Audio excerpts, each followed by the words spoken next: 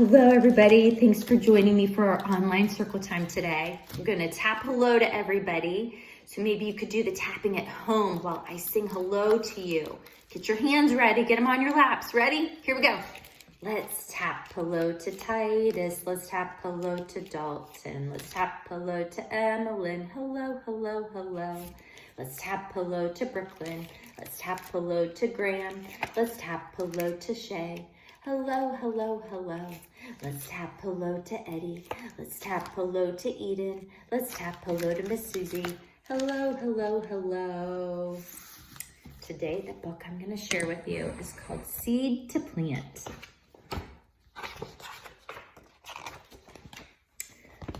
I'm going to learn about what seeds and plants are. It says, what is a plant? A plant is a living thing. It stays in one place, but it grows and changes just like you. That's a picture of a water lily, and that's a picture of a fern. Plants can be big or small. Some have flowers. Others also grow fruit. Trees are plants too. They're showing us a picture of a tangerine tree. See, it's got orange tangerines growing on it, and that's a pink orchid. Plants are a big part of our world. Farmers grow fruits and vegetables. These plants give us food. Some plants can be used to make clothing. Your t-shirt is made from cotton plants. See that white part of the plant? That's the cotton that they use to make your clothing. Other plants are cozy homes for animals. See, the baby bear is in the tree. Parts of a plant. You can use your body to remember the parts of a plant. See, you can stand up tall like this little girl. She's putting her arms way up high in the air, pretending her arms are leaves. And then her body would be the stem, and then her feet are the roots. Roots hold the plant in the ground. The stem helps the plant stand up tall. Leaves soak up the sunlight. So that's the root, the stem, leaves, and that's the flower. How does a plant begin? First, it starts with a seed. Then the seed splits open. A shoot pushes out. This little part here is called the shoot. This is called germination. A new plant is beginning. A seedling starts to grow. Roots reach down into the soil, and a stem pushes up into the air. See? This kind of shows you what it looks like at first.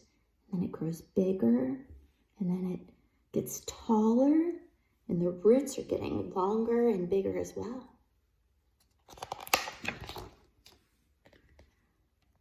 Just like you, a plant grows bigger and bigger. The roots spread out and down into the soil. The stem gets thicker and stronger, and more leaves and branches grow. What do plants need? Plants need these things in order to grow: soil, water, food, sunlight, air, and space. Water and some food come from the soil. The roots soak them up. Sunlight and air enter through the leaves. Plants use them to make more food. Plants also need space to grow. Here's a big picture of it. See, the sunlight hits the leaves, the air hits the leaves. It needs to be planted in soil, and then water and food are soaked up through the roots. Here's some fun facts. A palm tree seed can weigh as much as a 4th grader. It's the heaviest seed in the world. Do you see it? That's a big seed. It's bigger than that man's head. Some plants are used in soaps and shampoos. Paper for this book was made from trees. One sunflower can make as many as 1,000 seeds. See all those little dots inside the flower? Those are the seeds. Bamboo grows fastest of any plant. It can grow as tall as a 3-year-old in one day. Can you imagine that?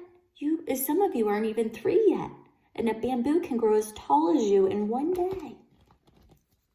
The tallest living tree is taller than the Statue of Liberty. Wow, look at that.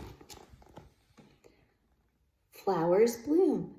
Many plants grow flowers. They start as a bump called a bud. See? It's a bud. The bud slowly opens and petals gently unfold. Isn't that beautiful? Surprise! It's a flower. Sticky pollen. Flowers make a sticky powder called pollen. Pollen sticks to birds and bees when they fly from the flower to flower. Then the pollen rubs off on the other flowers. This is called pollination. It helps flowers make seeds. Do you see that yellow stuff on the bee? That's called pollen. Plants keep seeds in different places. Many plants grow a case around the seeds. The case is called a pod.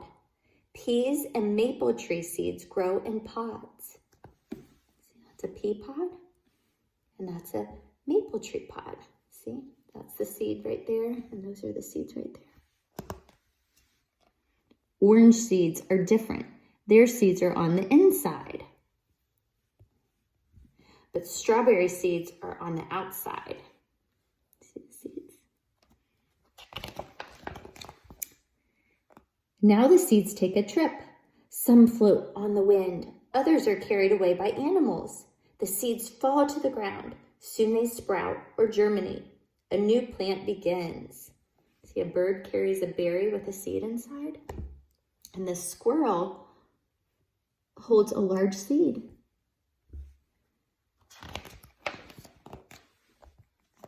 People and animals eat plants to stay healthy. How many plants did you eat today? Panda eats a bamboo plant. This little girl's eating a watermelon. It says, make your garden grow. You can grow your own bean plant. Okay, I'm going to put down the book for just a second and show you what I'm going to send to you in the mail. So these are great northern beans. I'm going to show you what it looks like. It's real tiny white seed.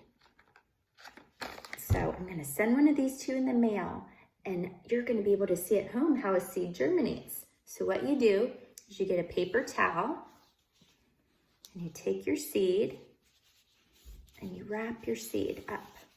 So it's nice and wrapped up. You get a plastic Ziploc bag and stick your seed and paper towel inside the bag. And then you're gonna water it. You're gonna want your paper towel really wet and damp. And then you take your plastic bag and you put it on your window. You can use a piece of tape to make sure it gets a lot of good sunlight. And you're gonna wanna check your seed every day. And you're gonna wanna make sure that paper towel is really damp and wet.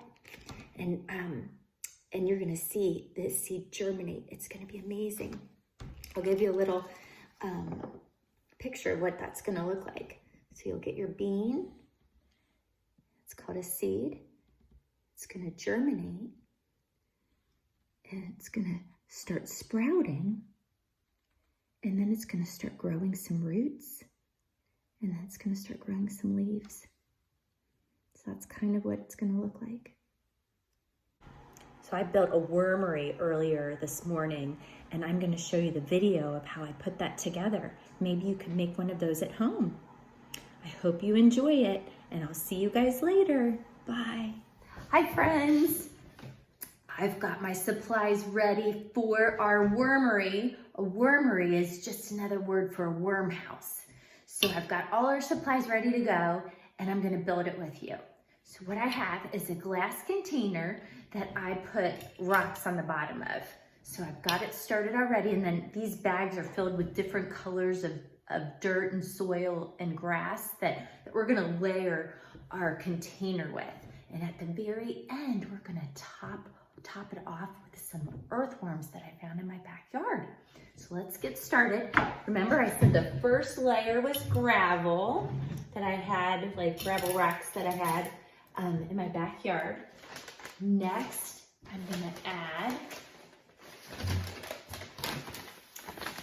some potting soil. I had a potted plant on my front porch. Oh goodness, I'm gonna make a mess here. So our first layer is some dark dirt. And I'm gonna kind of pack that down and get a nice layer so that I don't have too much variation in color right now. The next layer I'm gonna put in is dirt from my backyard.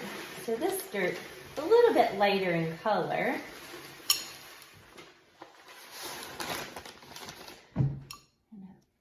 Separate some of the big clumps so that the worms can dig around easier. Found a rock in here I'm gonna put back. Okay, then for our next layer, I've got a little bit of grass. You guys see the green grass? Worms like to eat green grass. It's part of what they fill their bellies with. And we've got some leaves that have fallen to the ground. They like to eat leaves too. Put some more brown leaves in here for a layer. And then we're gonna go through that process one more time. Add our potting soil.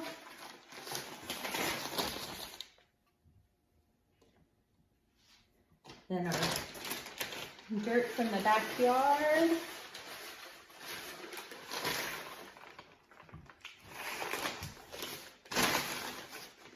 And some green grass.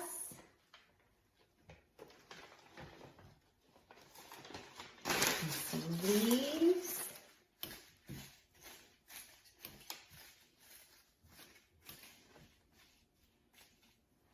And then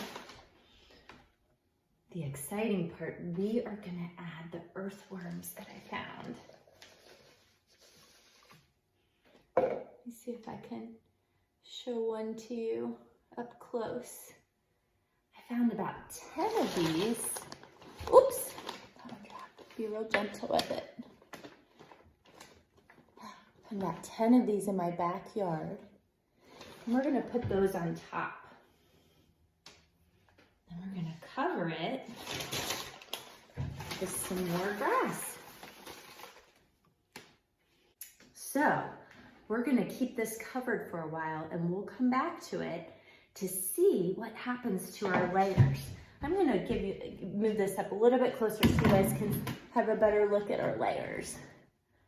You see, we've got dark soil and lighter soil, some green, dark, light, and green. So we'll give this a couple days and we'll see what happens to our layers. Another thing that's important to add to your wormery is a little bit of moisture.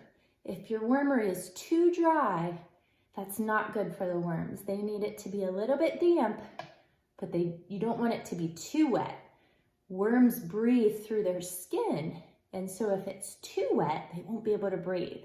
So you're gonna wanna add a little bit of water to your wormery. After you're done putting all the layers on, you're gonna wanna cover this up with paper, something black and dark, because the worms like to work when it's dark. Okay, we'll check back soon. It's been a few days. Let's check back and see. Oh, can you see the worms have been working? I see our layers are mixing together. Now I'm gonna go take them back to the backyard where they came from and put them back in their home.